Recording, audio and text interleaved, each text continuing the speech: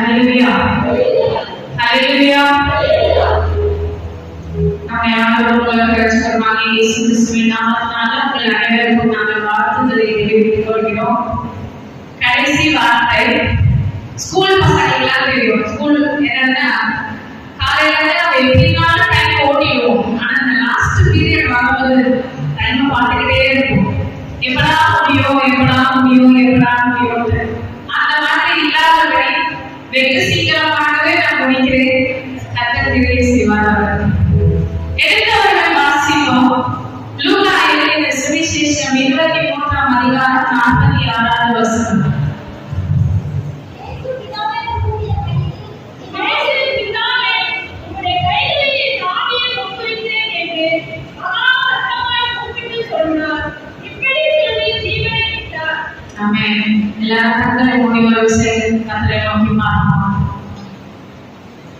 எங்கள் பரலோக பிதாவே, நன்றியுடன் துதிக்கிறோம், ஸ்தோத்திரிக்கிறோம் ராஜா. தேவனாகிய கர்த்தர் நீர் எங்களுக்காக சிலுவையில் அறையப்பட்ட இந்த நாளை ஆண்டவரே நாங்கள் நினைவு கூறும்படியாய் ஆண்டவரே, நீர் சிலுவையில் பேசின ஒவ்வொரு வார்த்தையினாலும் ஆண்டவரே எங்களை நாங்கள் தைரியப்படுத்திக் கொள்ள நீர் எங்களுக்காக ஆண்டவரே பாராட்டின கிருபைக்காக நன்றியோடு துதிக்கிறோம், ஸ்தோத்திரிக்கிறோம் ராஜா.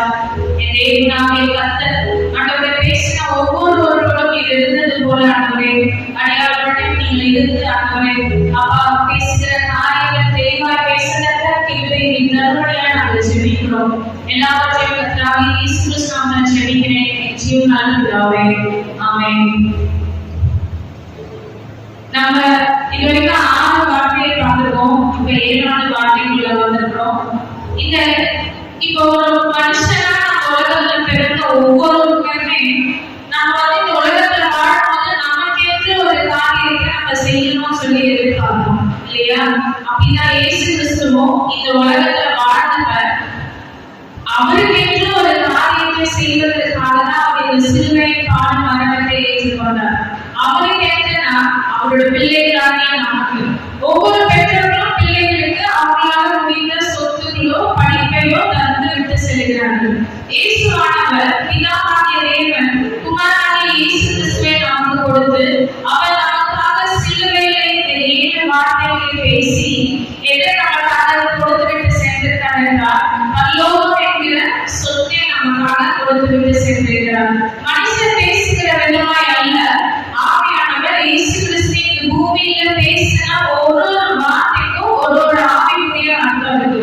அந்த ஆவிக்குரிய அர்த்தம் தான் நம்மளுடைய ஆத்மாவை உயிர்ப்பிக்கிறதா இருந்தது.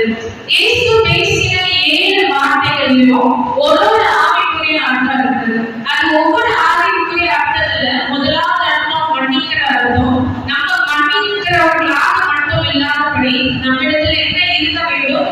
தேவனுடைய அன்பு இருக்க வேண்டும். தேவனுடைய அன்பு முழு இதயத்தோடு முழு ஆத்மாவோடு முழு பலத்தோடு தேவனிடத்தில் நீ அன்பு கூறுவாயாக என்ற அந்த கற்பனை, அந்த அன்பு நம்மிடத்தில் இருக்கும் போதுதான் நம்மளுக்கு மன்னிக்கிற குணமே வரும். இல்லை என்றால் நமக்கு மன்னிக்கிற குணமே வராது. 2வது வார்த்தையாக நம்ம மன திரும்புதலை குறித்து பார்த்தோம். இயேசுவானவர் பரதேசியில் இருப்பாய் என்று சொன்னாலும் அந்த கல்வன் மன திரும்பினதை நம்ம பார்க்கிறோம். நம்மிடத்தில் தேவ அன்பு மட்டும் இருந்தா பத்தாது, நம்ம இருதயத்தில் இருக்கிற பாவங்கள்ல இருந்து நம்ம மன திரும்ப வேண்டும். 3வதாக இதோ ஒரு தாய் இதோ ஒரு மகன் என்று அவர் சொல்லுகிற வார்த்தையிலிருந்து நம்ம ஆவிக்குரிய காரியங்களை நம்ம சிந்திக்கும் என்றால் கற்பனைகள் கட்டளைகளும் இருக்கிறது. உன் தகப்பனையும் உன் தாயையும் கனம் பண்ணுவாயாக, பிள்ளைகளானவரை நடத்த வேண்டிய நீ நடத்து என்று கற்பனையும் நியாயப்பிரமாணமும் இருக்கிறது. நம்ம தெய்வ அன்போட இருந்து நம்மளுடைய இருதயம் மனத்திருப்பதின் இருதயமா இருந்து அவருடைய கற்பனைகளையும் கட்டளைகளையும் கை கொள்ளுகிறவர்களா நம்ம இருக்கும் போது நமக்கு கண்டிப்பா என்ன வரும்? உபத்திரவம் வரும். ஏன்னா நாம உலகத்தான் அல்ல. உலகத்தானாய் நம்ம இருக்கோம்னா நம்மளுக்கு எந்த பாடம் எந்த கஷ்டமும் கிடையாது. நம்ம இஷ்டத்துக்கு நம்ம வாழ்ந்துட்டு போயிடலாம். ஆனா தேவ அன்புல மனத்திருத்தி நம்ம கற்பனைகளையும் கை கொண்டு வாழ வேண்டும் என்று நம்ம நினைக்கும் போது நமக்கு வருகிற உபத்திரவம்னா 4வது வார்த்தையாக என் தேவனே தேவனே ஏன் என்னை கைவிட்டீர் என்று இயேசு சொல்லியிருந்தாலும் அவர் உறவோடு தேவனோடு இருந்த உறவோடு எந்த ஒரு சூழ்நிலையிலும் கர்த்தரை விட்டு விலக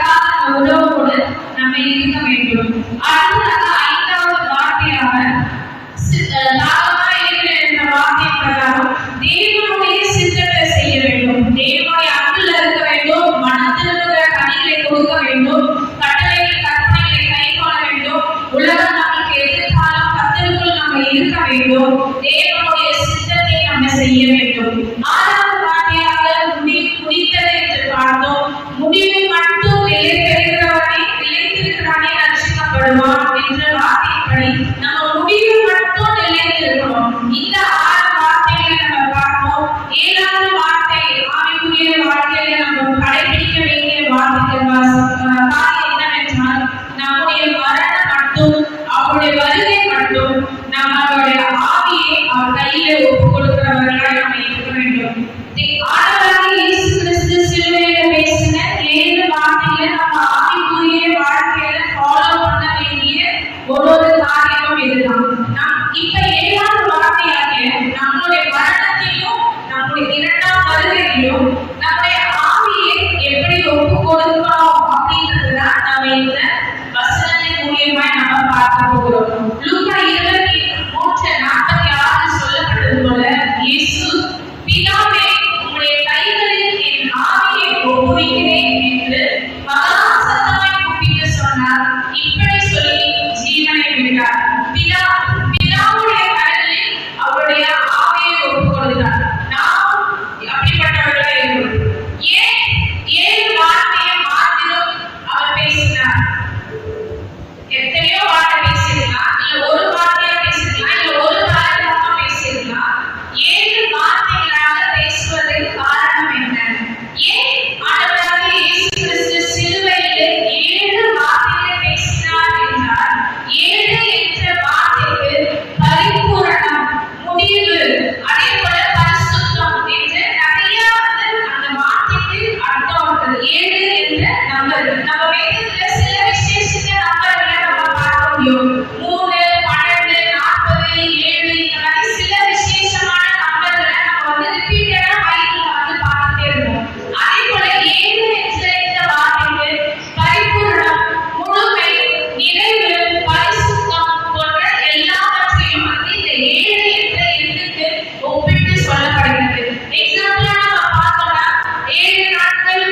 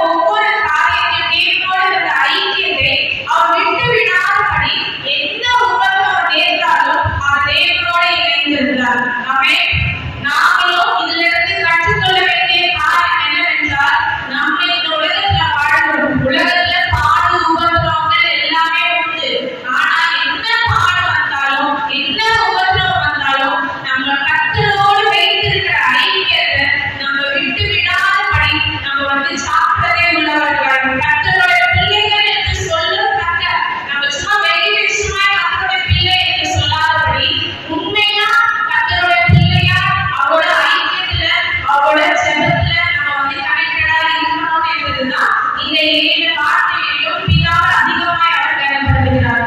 அடுத்தபடியாக நாம் இந்த இடத்துல பார்க்கும்போது ஏன் இயேசுவானவர் ஆவியை பிதாவுடைய கையில ஒப்புக் கொடுக்கணும்?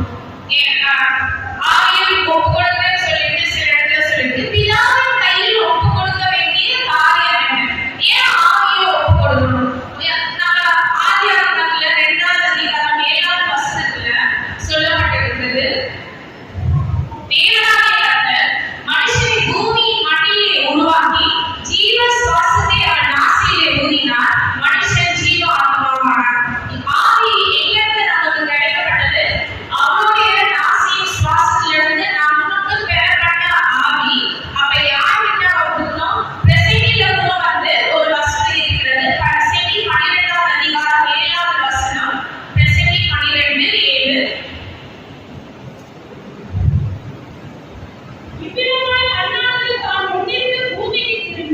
இவ்விதமாய் மண்ணானது தாம் முன்னிருந்த பூமிக்கு திரும்பி ஆவி தன்னை தந்த தேவனிடத்தில் மறுபடியும் போவதற்கு முன்பு அவரை ஒரு வாழ்வை பிரயாணத்திலே நினைத்து நம்ம எல்லாருமே வாழ்க்கை ஏன்னா பைபிளை பொறுத்த வரைக்கும் 80 வயசு இருக்கிறவங்க என்ன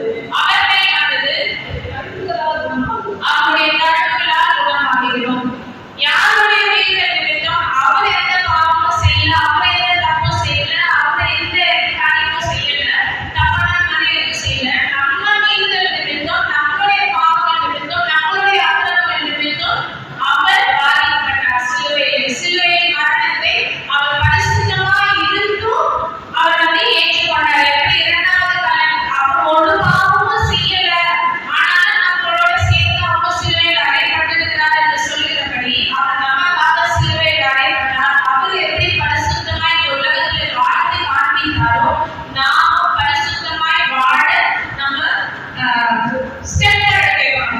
இதுக்கு முன்னாடி பேசின சகோதரி சொன்னாங்க, நம்ம ஒரு படி எடுத்து வைக்கலாம், கர்த்தர் நமக்காக 10 படி இறங்கி வருவார். கரெக்டா? நம்ம ஒரு ஸ்டெப் எடுத்து வைக்க நம்ம விருப்பப்படுற ஆசைப்படுறனாலே கர்த்தர் நமக்கு அது செய்வதற்கு உதவி செய்வார். அவருடைய ஆவி ஆத்மா சரீரத்தை முழுமையாய் பரிசுத்தமாய் அவர் பாதுகாத்து பிதாவுடைய கரத்திலே அவருடைய ஆவியை ஒப்புக் கொடுத்தார். ரோமர் 12ஆம் அதிகாரம் 1வது வசனம். ரோமர் 12:1.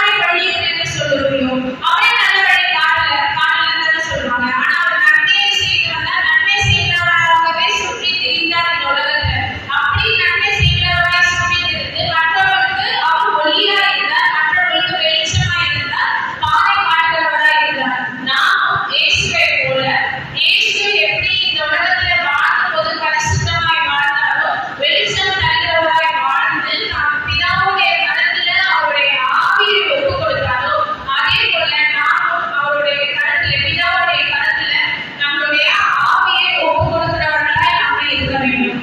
தீத்து 2ஆம் அதிகாரம் 14ஆம் வசனம். நான் நம்பியிருக்கிற ஆனந்த உலகிற்குள்ளோ மகாதேவனும் அவர் ரட்சகருமாகிய இயேசு கிறிஸ்து மகிமை. தீத்து 2:14. அவர் நம்மை சகல அக்கிரமங்களிலிருந்து மீட்டுக் கொண்டு அவர் நம்மை சகல அக்கிரமங்களிலிருந்து மீட்டுக் கொண்டு தமக்குரிய சொந்த ஜனங்களாகவும் தமக்குரிய சொந்த ஜனங்களாகவும் நற்கிரியை செய்ய பக்தி வைராக்கியமுள்ளவர்களாகவும்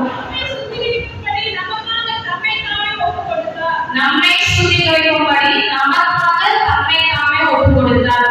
இந்த இடத்துல சொல்லப்பட்டிருக்கிறது, அவர் என்ன செஞ்சாரு? நற்கிரியை தான் செஞ்சுட்டு வந்தாரு. பக்தி வைராக்கியத்தோட நல்லது செய்யறதுக்காக கர்த்தருக்கு பிரியமில்லாத காரியம் செய்யல. நல்லது செஞ்சாலும் பக்தி வைராக்கியத்தோட இருந்தாரு. நன்மை செய்கிறவராக சுற்றி திரிந்தார்.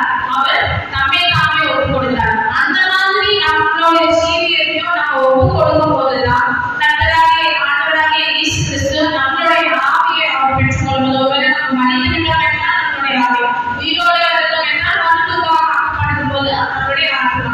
சோ அதை பெற்றுக்கொள்வது அவர் சந்தோஷப்படுகிறவராக இருக்கிறார். அவர் சிலுவையில் பேசின இந்த 7வது வார்த்தையானது, பிதாவே உங்களுடைய கைகளில் என்னுடைய ஆவியை ஒப்புக் கொடுக்கிறேன் என்று சொன்னது போல நம்மளும் தைரியமா சொல்லலாம். நம்ம பரிசுத்தமாய் வாழும்போது, நம்ம மற்றவர்கள் வெளிச்சத்தில் நடக்கும்போது, நம்மளோட ஐக்கியம் பிதாவோட இருக்கும்போது, அவருடைய சித்தத்தை நம்ம செய்யும் போது, நம்மளுடைய ஐக்கியம் நம்மளோட உறவு எப்பவுமே பிதாவோட தெய்வமா இருக்கும்போது, நம்ம வாழ்க்கை மூலியமா மற்றவர்களுக்கு நம்ம வெளிச்சமா இருக்கும்போது, நம்ம ஆயத்தப்பட்டு மற்றவர்களையும் ஆயத்தப்படுத்துகிறவர்களாக நம்ம இருக்கும்போது, இயேசுவானவர் நம்மளுடைய ஆவியை சந்தோஷமாய் எப்படி சேவகனுடைய ஆவியை சந்தோஷமாய் வரவேற்றாரோ அதே போல நம்முடைய ஆவியையும் அவர் சந்தோஷமாய் வரவேற்றுவார்.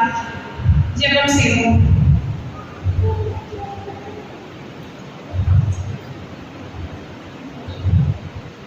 ஒரு விஷயம் நம்ம எல்லாரும் நம்மளுடைய கேட்ட சத்தியத்தின் பிரகாரம் நம்மளுடைய ஆவி, ஆத்மா, சரீரத்தை முழுமையாக கர்த்தரிடத்தில் ஒப்புக் கொடுப்போமா? என்னை தள்ளாதீரும், சுத்த ஆவியை விலகாதீரும். என்னை தள்ளாதீரும், சுத்த ஆவியை விலகாதீரும். பரிசுத்த இதயம் எதிர்த்தாலுமே நிலைவராயே உதவியுமே. பரிசுத்த இதயம் எதிர்த்தாலுமே நிலைவராயே உதவியுமே. நான் சுத்தமாவே சுத்திகரியும், நான் தூய்மையாவே என்னை கழுவும். நான் சுத்தமாவே சுத்திகரியும், நான் தூய்மையாவே உம்மை போல் என்னை மாற்றிடும். உம்மை போல் என்னை மாற்றிடும். உம்மை போல் என்னை மாற்றிடும். உம்மை போல் என்னை மாற்றிடும். ஆதியும் அந்தமுமாய் இருக்கிறேன், எப்பொழுதும் இருக்கிறேன். அப்பா, நீர் எங்களுக்காக மனுஷனாய் பிறந்த ராஜா. இந்த உலகத்திலே ஆண்டவரே, அப்பா, மனுஷகுமாரனாய் ஆண்டவரே எங்கள் நடுவே சுற்றி திரிந்த ராஜா. அப்பா, எங்கள் பாவங்களுக்காக, எங்கள் அக்கிரமங்களுக்காக, அப்பா, எங்கள் நீதிகளுக்காக, எங்கள் வியாதிகளுக்காக ஆண்டவரே நீர் சிலுவையில் மரணத்தை ஏற்றுக்கொண்ட ராஜா. எங்களுக்காக நீர் பாடுபட்டு சிலுவையில் மரணம் அடைந்து மீண்டும் 3ஆம் நாள் உயிரோடு எழுந்து நீராகி கர்த்தாவே உம்மை நன்றியோடு துதிக்கிறோம், சோதரிக்கிறோம் தகப்பனே. அப்பா, இதோடு நாங்கள்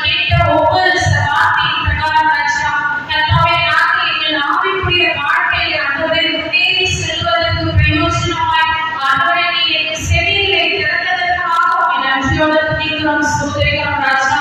கர்த்தாவே, நாங்கள் ஆண்டவரே உம்மை போலவே தகப்பனே, அப்பா நாங்கள் ஆண்டவரே அப்பா உம்மை போல ஆண்டவரே நீங்கள் ஆவியை உம்முடைய கரத்தில் ஒப்புக் கொடுக்கிறோம். நீங்கள் நிலைவரமான ஆவியை தாங்க ராஜா, நிலையான ஆவியை தாங்க, பரிசுத்தமான ஆவியை எங்களுக்கு தாங்க.